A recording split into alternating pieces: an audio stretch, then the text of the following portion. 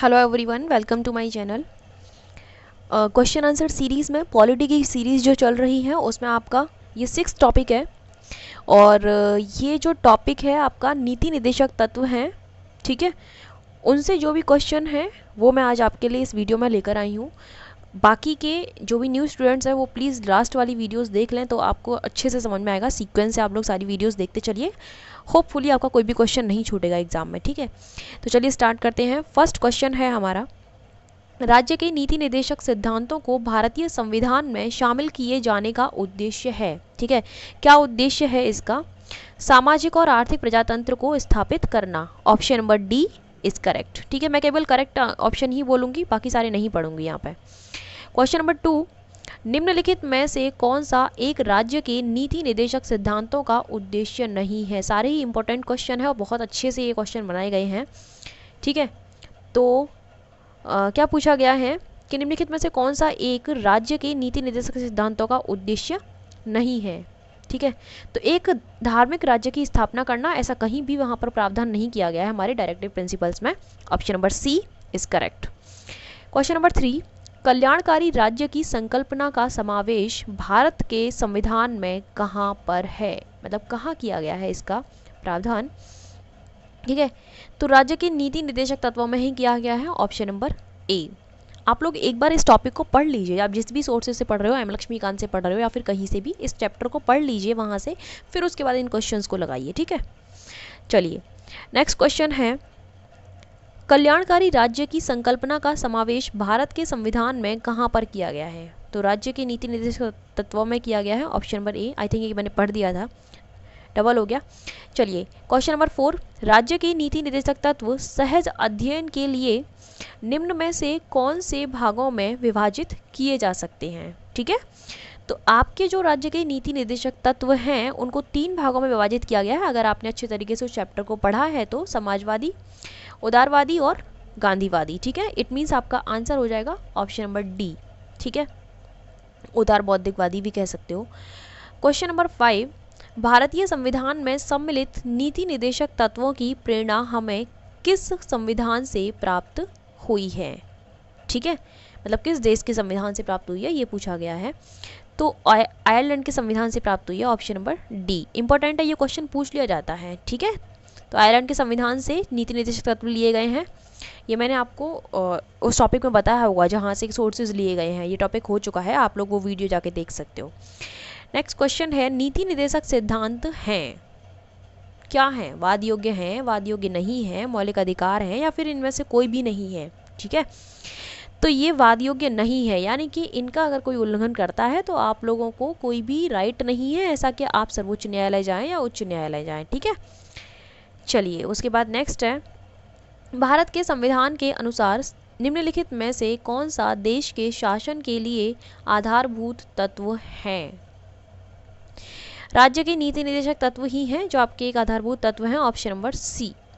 Next question है, समान कार्य के लिए समान वेतन भारत के संविधान में सुनिश्चित किया गया है, यह एक क्या है? मौलिक अधिकार है या फिर मौलिक कर्तव्य है या फिर आर्थिक अधिकार है या फिर आपका राज्य के नीति निर्देशक सिद्धांतों का एक अंग है? Option number B is correct. ये तो बिल्कुल हो ही नहीं सकता, ठीक है, आर्थिक अधिकार तो। चलिए option number B is correct. Next question है, निम्नलिखित में से कौन एक मौलिक अधिकार नहीं है? ठीक है, तो कौन सा एक मौलिक अधिकार नहीं है? आपको फंडामेंटल राइट से, इससे जो लास्ट वाली वीडियो थी उसमें मैंने सारे बता दिए हैं, ठीक है। तो उस वीडियो को आप देख लीजिए एक बार। ये जो है समान काम के लिए समान वेतन, ये आपका कोई फंडामेंटल राइट नहीं है, ये आपका क्या है, ये एक नीति निर्देशक तत्वों में से लिया गया है ये, ठीक है। चलिए उसके बाद नेक्स्ट है, निम्नलिखित में से कौन एक मौलिक अधिकार नहीं है? ये क्वेश्चन भी रिपीट हो गया है, ठीक है, सॉरी। चलिए क्वेश्चन नंबर 11 है, भारत में निम्नलिखित में से किसके अंतर्गत पंचायती राज प्रणाली की व्यवस्था की गई है? ठीक है, तो यह व्यवस्था की गई है, एक सेकेंड, ये ऊपर वाला क्वेश्चन रिपीट ही हुआ है ना? हाँ जी, हाँ। तो 11 क्वेश्चन है, राज्य के नीति निर्देशक सिद्धांत में ऑप्शन नंबर सी, ठीक है। नेक्स्ट क्वेश्चन है, निम्न में से कौन सा अनुच्छेद पंचायत के गठन के लिए राज्य सरकारों को निर्देश देता है? ठीक है, तो कौन सा है वो?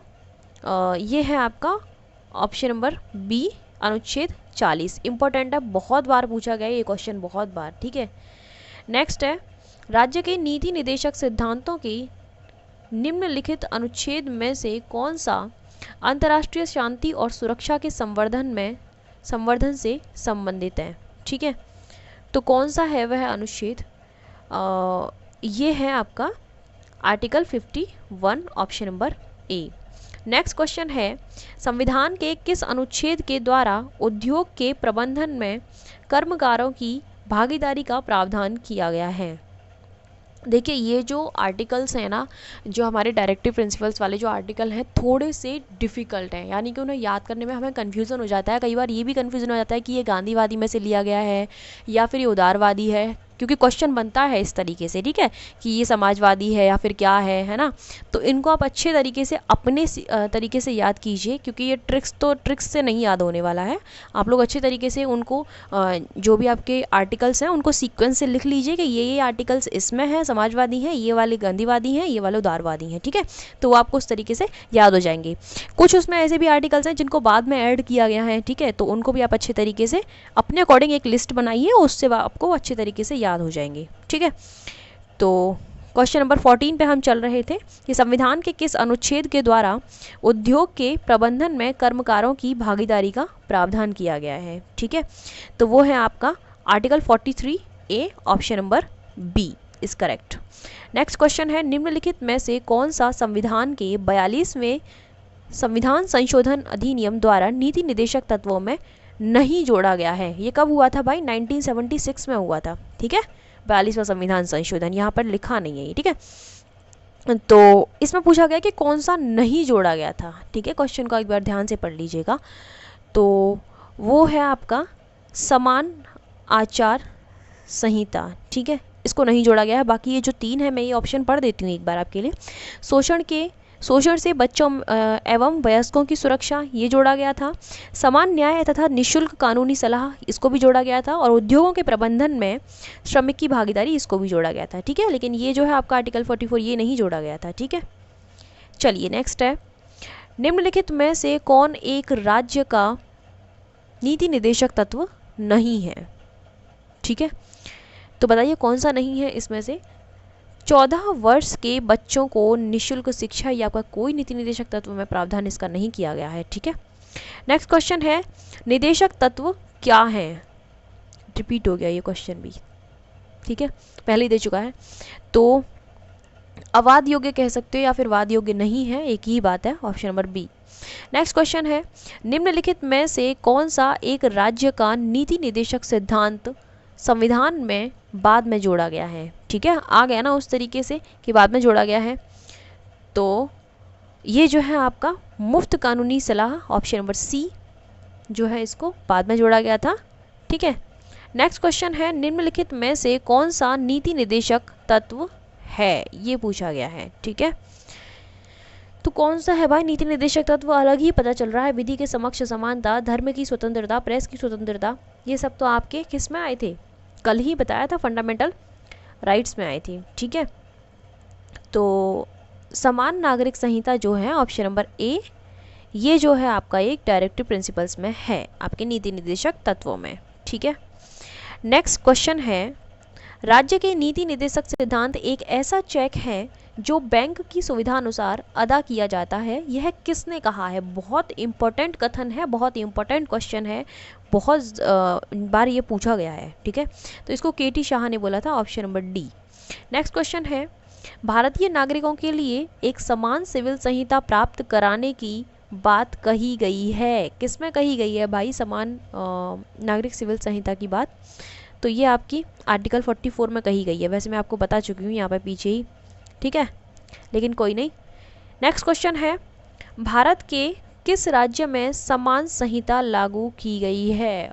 ठीक है, देखिए किसी भी राज्य में लागू नहीं है, सिर्फ एक ही राज्य है जिसमें लागू है, और ये क्वेश्चन बहुत कम जगह मिलता है, लेकिन आपको पता होना चाहिए कि पूछा जा सकता है ये एग्ज़ाम में, ठीक है। तो गोवा ही एक ऐसा राज्य है जहाँ पर ये लागू है, option number D. Next question है, नीति निदेशक तत्वों को कार्यान्वित करने के लिए क्या मूल अधिकारों का हनन हो सकता है, ठीक है। तो इसका आंसर है आपका ए, ऑप्शन नंबर सॉरी ये मैंने गलत बोल दिया, ऑप्शन नंबर बी है इसका, ठीक है। कुछ का हो सकता है, सबका नहीं हो सकता है, ठीक है। Option number B is correct. Next question है, संविधान के किस अनुच्छेद में न्यायपालिका का कार्यपालिका से पृथक्करण का उल्लेख किया गया है? ये भी बहुत इंपॉर्टेंट है, ये क्वेश्चन पूछा जाता है। आंतरिक सुरक्षा वाला जो है 51 में वो भी पूछा जाता है, ठीक है।